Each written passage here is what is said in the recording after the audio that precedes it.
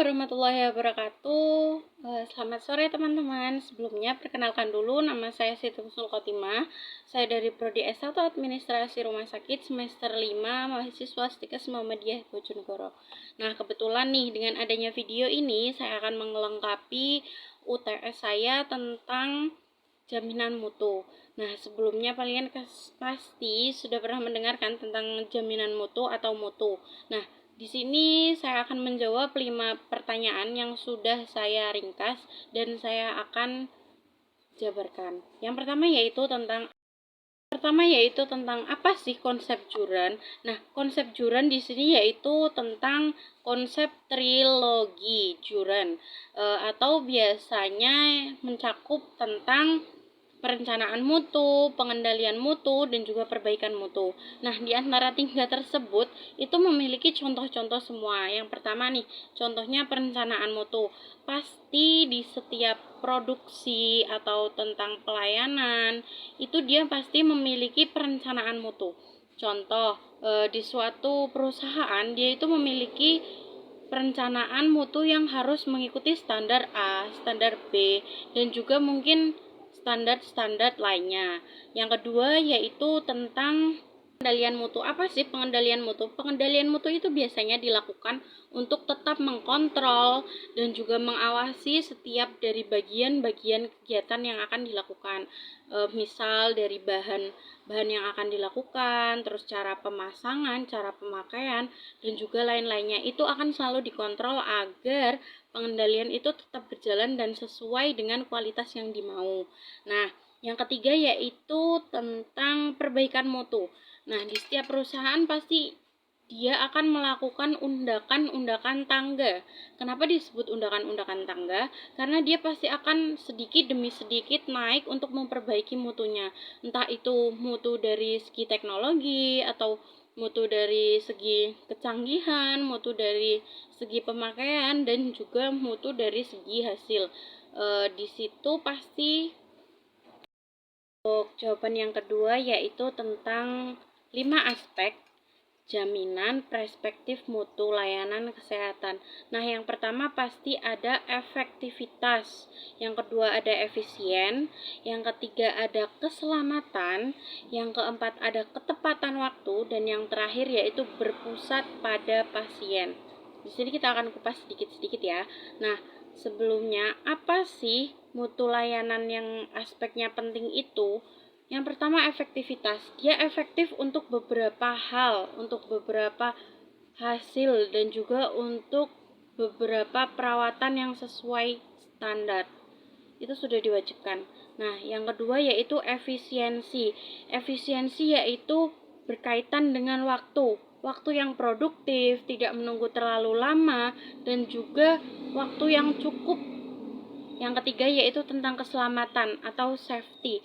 Keselamatan itu merupakan hal terpenting di bagian pelayanan kesehatan. Karena kita melakukan kegiatan ini pasti bertujuan untuk agar pasien selamat, agar pasien sembuh, agar pasien nyaman dan juga bermutu. Nah, yang keempat yaitu ketepatan waktu. Kemampuan di mana pelayanan itu dilangsungkan atau layanan itu diberikan, memberikan tepat waktu sehingga pasien tidak mudah bosan, tidak capek, dan juga tidak merasa membuang-buang waktu. Nah, yang kelima yaitu berpusat pada pasien. Nah, yang berpusat pada pasien itu berarti perawatannya yang harus disesuaikan dengan luka ataupun hal-hal yang dirasakan pasien seperti sakit ataupun hal-hal lainnya. Pertanyaan ketiga yaitu tentang standar mutu. Nah, standar mutu itu di sini dibagi menjadi 3. Yang pertama standar input, standar proses, dan juga standar output. Nah, itu sudah termasuk urutan yang benar. Yang pertama yaitu tentang standar input. Input itu mengacu kepada kualitas dan juga kesiapan semua sumber daya yang dibutuhkan untuk melakukan pelayanan kepada pasien. Nah, yang kedua yaitu standar proses, yaitu prosedur operasional atau prosedur yang dilakukan, pelayanan yang dilakukan harus diikuti dalam pemberian pelayanan kesehatan sesuai atau mengikuti SOP. Yang ketiga yaitu tentang standar output atau standar dari hasil akhir, hasil di mana yang diharapkan dari kegiatan pelayanan tersebut bermanfaat bagi pasien. Yang keempat yaitu tentang penjamin mutu pelayanan kesehatan. Nah, di sini merupakan proses-proses. Nah, proses-prosesnya itu memiliki 5 proses. Proses peminjaman mutu pelayanan kesehatan yang penjaminan mutu pelayanan kesehatan yang pertama yaitu tentang penetapan standar dan juga indikator mutu. Yang kedua yaitu tentang pengukuran dan juga pengumpulan data. Yang ketiga yaitu tentang analisis dan identifikasi masalah serta data terkumpul. Yang keempat yaitu perbaikan dan implementasi solusi. Yang terakhir yaitu pemantauan dan juga evaluasi. Nah, sebelum melakukan ini kita harus mengetahui dulu terlebih dahulu tentang langkah-langkahnya. Nah, langkah-langkahnya juga memiliki 5 langkah-langkah yang harus diingat dan juga ini mudah banget buat diingat. Yang pertama yaitu menentukan indikator mutu. Pastinya kita harus mempunyai target siapa nih indikatornya yang akan kita lakukan. Yang kedua yaitu pengumpulan data. Kita harus memiliki data-data yang valid, akurat atau A1 ya yang biasanya kita tahu nih.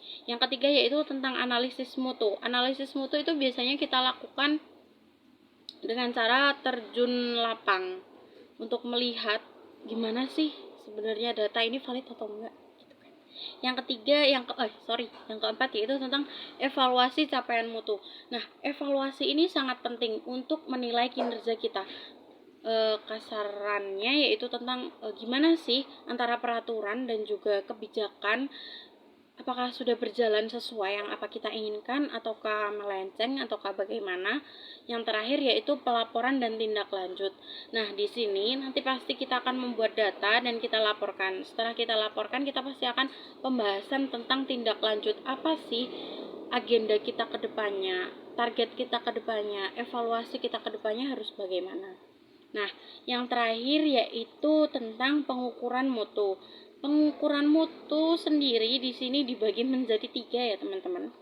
Nah, yang pertama yaitu tentang pengukuran mutu perspektif, pengukuran mutu konkuren, dan juga pengukuran mutu retrospektif.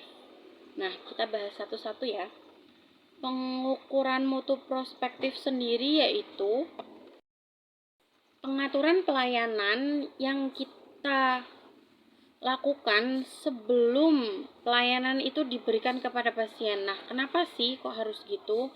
Karena pendekatan ini bertujuan untuk mencegah terjadinya masalah dengan merancang atau merencanakan sistem, proses, dan juga prosedur.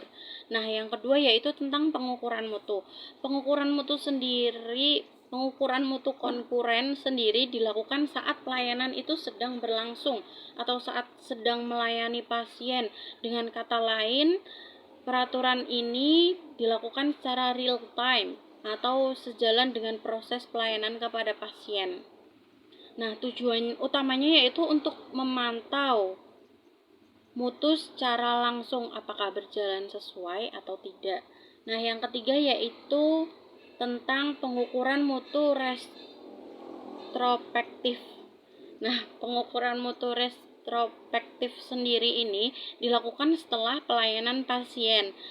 Nah, di sini kita berfokus pada evaluasi hasil dan juga kekurangan dari pelayanan yang sudah diberikan untuk melihat apakah sudah memenuhi standar mutu atau belum. Nah, mungkin itu yang bisa saya jelaskan dan saya paparkan tentang jawaban yang sudah saya buat. Kurang lebihnya saya mohon maaf. Wassalamualaikum warahmatullahi wabarakatuh.